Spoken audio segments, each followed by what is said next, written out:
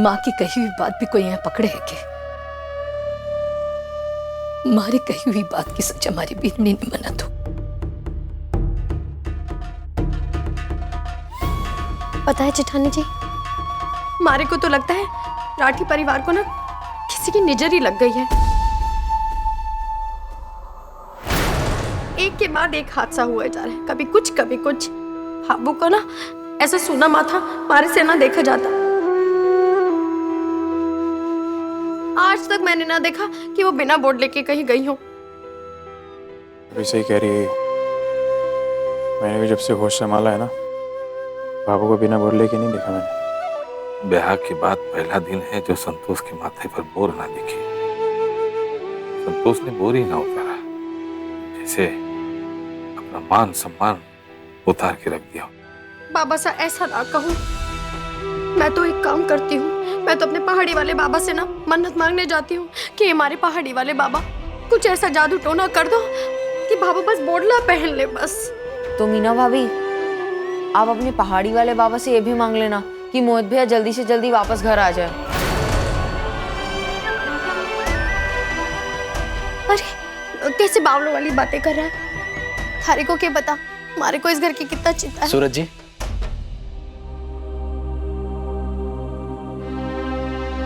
जाके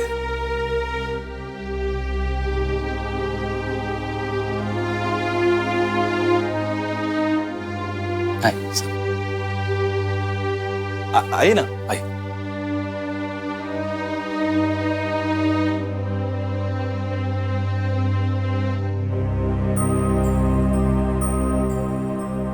कैसे हो जाकिर? अच्छा आज इमली, जाके जरा शरबत तो बनाओ। नहीं सूरज जी, मैं नहीं पीऊंगा। कोई बात नहीं, गर्मी है। नहीं सूरज जी, मैं नहीं पीऊंगा, थैंक यू। बट एक्चुअली आज ऑफिस में जो मीटिंग हुई थी उसी के बारे में मैं बताने आया था। आज मेरी मीटिंग एसपी साहब से हुई और ऑफिस के जितने भी वरिष्ठ अधिकारी हैं उनके साथ, और उनके सामने मैंने संध्या के बारे में जो आपने जो लेटर लिखा था वो पेश किया। उसके बारे में काफी लंबी चौड़ी बहस भी हुई थी। और तो क्या कहा आपके बड़े साहब ने?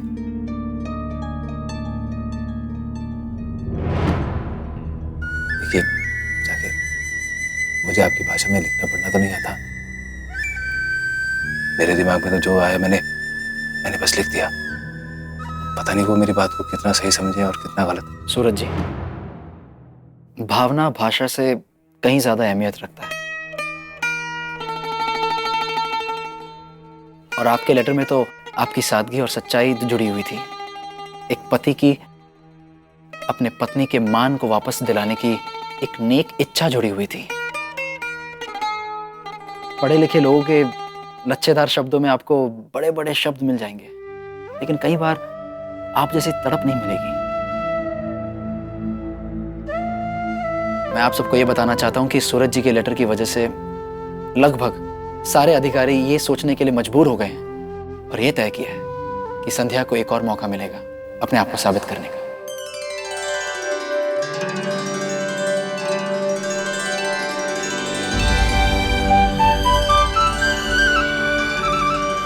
संध्या को अपना ओहदा वापस मिल जाएगा, लेकिन उसे कुछ करना पड़ेगा उसके लिए। करेगी।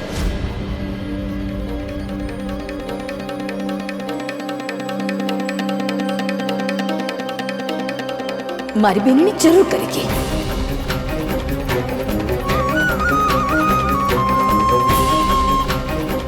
अगर आप चांद ने भी धरती पर लाने के लिए कहोगे ना, तो भी हमारी बेनी करेगी। आप सिर्फ बताओ हमारे को क्या करना है। बाबू, अगर संध्या अपना एएसपी का ओहदा वापस चाहती है तो उसे बस 3 पॉजिटिव मेमोज पाने हैं।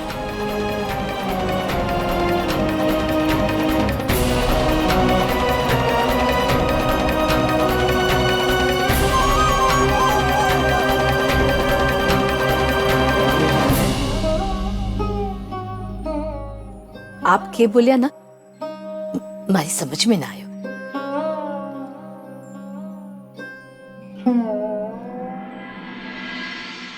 अगर मैं आसान भाषा में कहूं तो वो मेमोज शाबाशी की तरह होते हैं। तो अगर संध्या ऐसे कोई 3 बड़े काम करती है जो डिपार्टमेंट की नजर में शाबाशी के लायक हो, तो संध्या को अपना ओहदा वापस मिल जाएगा।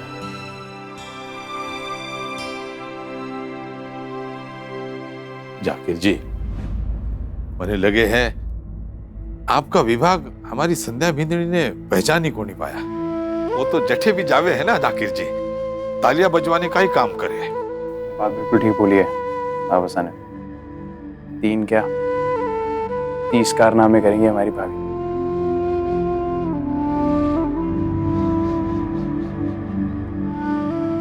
एक बात कहूँ, हमारी जिठानी जी तो ये सारे काम करने में बड़ी अव्वल है, यूं कर लेंगी।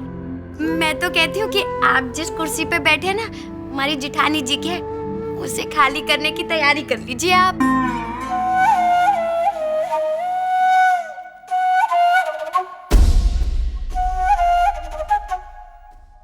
बिल्कुल। नहीं, दरअसल तो कहने का मतलब ये है कि संध्या को उसका ओहदा दिलाने के चक्कर में हम आपके ओहदे के बारे में तो सोचना भूल ही गए। हाँ। देखिए, माफ कीजिए, आखिर सूरज जी, आपको माफी मांगने की कोई जरूरत नहीं है। इनफैक्ट इस पोस्ट के लिए संध्या मुझसे बेहतर ऑफिसर है।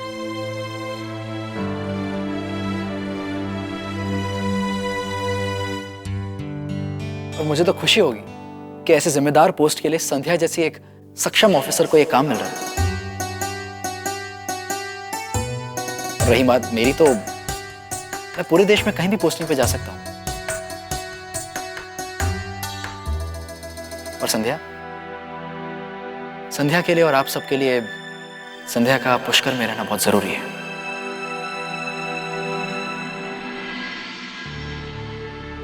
मैंने संध्या के साथ ट्रेनिंग ली है पूरे 11 महीने तक, और बखूबी जानता हूं मैं इसे। ये अपने सारे काम पूरी ईमानदारी और मेहनत के साथ करती है और आगे भी करती रहेगी।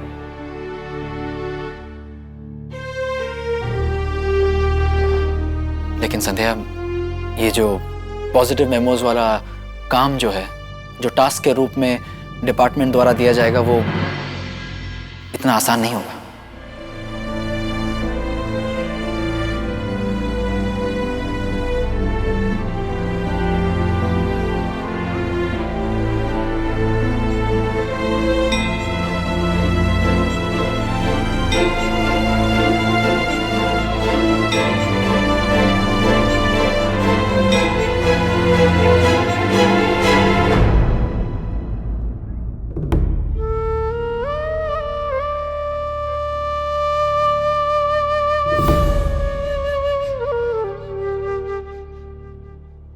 हे ठाकुर जी,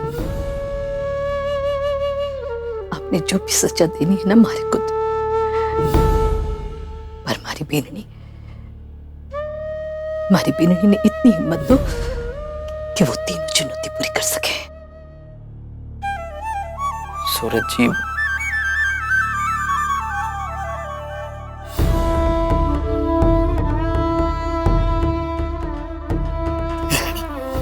बाबू, ये आपकी अमानत।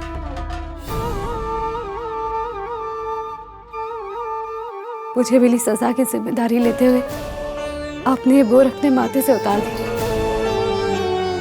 हम सब जानते हैं बाबू, ये बोझ सिर्फ एक कहना नहीं है आपके लिए, आपका आत्मसम्मान, आपका गुरूर है।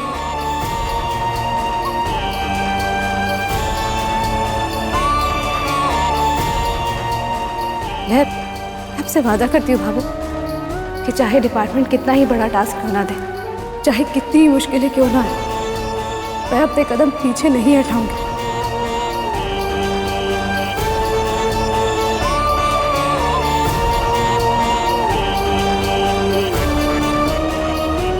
मुझ पर विश्वास कीजिए बाबू, मैं पूरा करके दिखाऊंगी।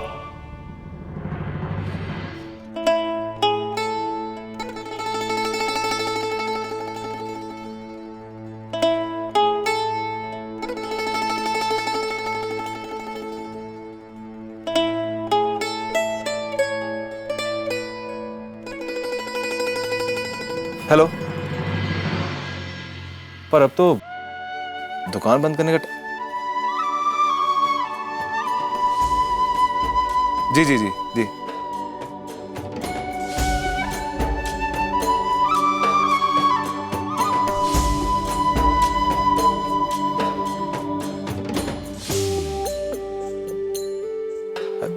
जी जी। काजू कतली, पिस्ते की बर्फी, रसगुल्ले, वो सब जा रहे हैं ना वो। पता नहीं सूरज जी क्या बोलना चाह रहे हैं, कुछ समझ नहीं आ रहा।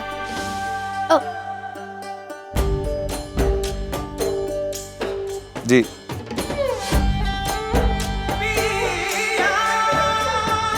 सूरज जी कुछ कहना तो चाह रहे थे, दुकान पर ही जाकर पूछ लेती हूँ ना।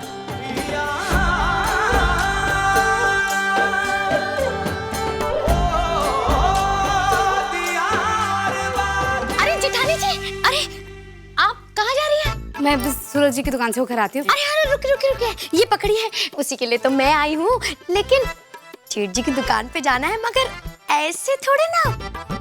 अरे वो लाल साड़ी क्यों ना पहनी? लाल साड़ी? मैंने आपको वो संदेशा तो अभी तक दिया ही को नहीं, तो लाल साड़ी कैसे पहनोगी?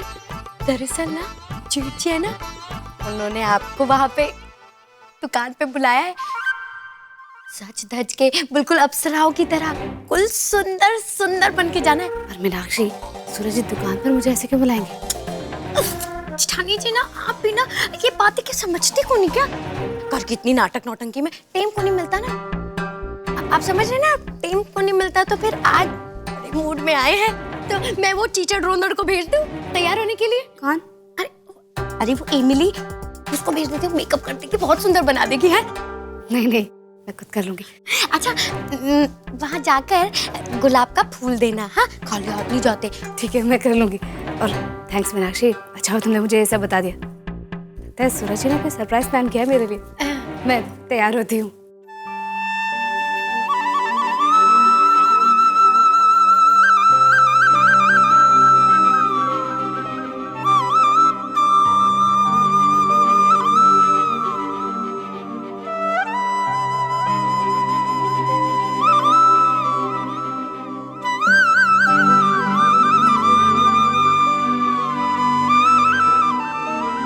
एक किलो के ना, 1 किलो के 50 डिब्बे आपके घर पहुंच जाएंगे मेहमान आने से पहले। तो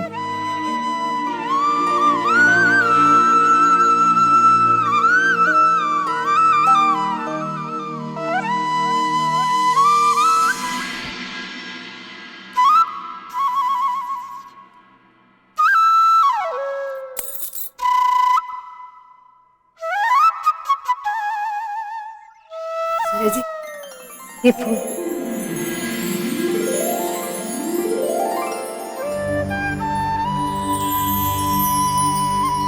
बताइए सूरज जी, मैं कैसी लग रही हूँ?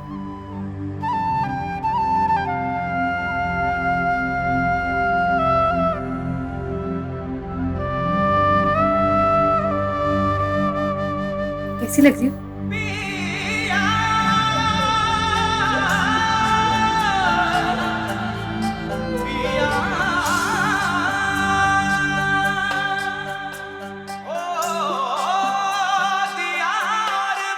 बताइए सूरज जी, कैसी लग रही हूँ मैं इस लाल साड़ी में? क्या बात है संध्या जी, आज तो बड़ा सज धज के आई हैं आप। कहाँ जाने का इरादा है?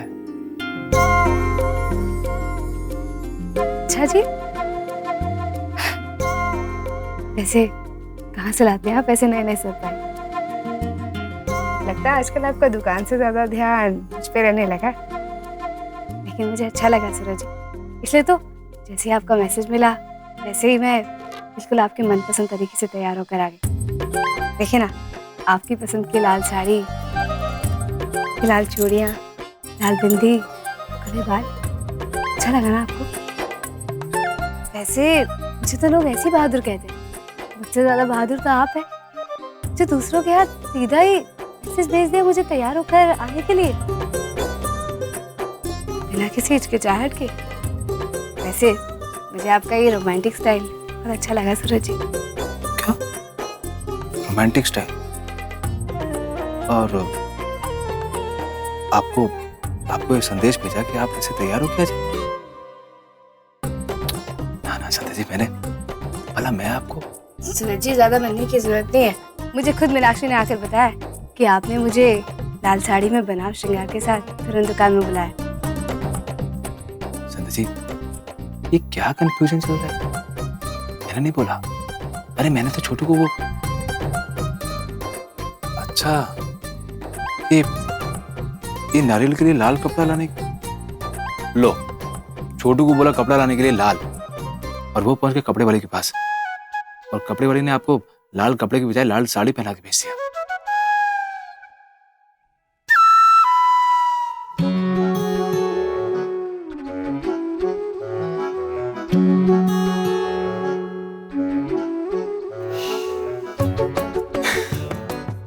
अब ज्यादा हंसिए मत सूरज जी, इसमें मेरी क्या गलती है? मुझे लगा कि आपने मैसेज भेजा है तो आपने कोई सरप्राइज प्लान किया होगा मेरे लिए, इसलिए मैं इतना तैयार।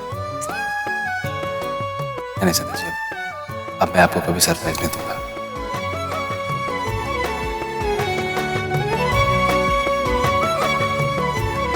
अब अगर ऐसा तभी है ना, मैं सीधा आपको आपके मुंह पे आके बोलूंगा। लेकिन आपको उदास होने की जरूरत ना है। अब आप इतने प्यार से मेरे लिए तैयार होके आई हैं, तो मैं सोच रहा हूँ कि पिक्चर देखने चलते हैं। अच्छा चलिए ना सूरज जी, चलते हैं। एक काम करता हूँ, मैं फटाफट सामान अंदर रखता हूँ, फिर चलते हैं। हाँ? जी संध्या जी, आप पीछे गले में से शटर की चाबी तो निकालो जल्दी। जी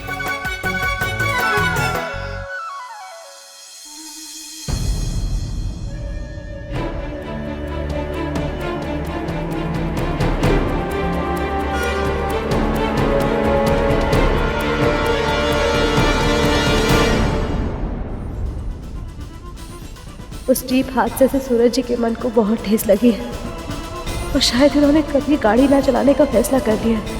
भले ही ऊपर से खुश दिख रहे हैं, लेकिन अंदर से आज भी सूरज जी अपने आप को दोषी मानते हैं।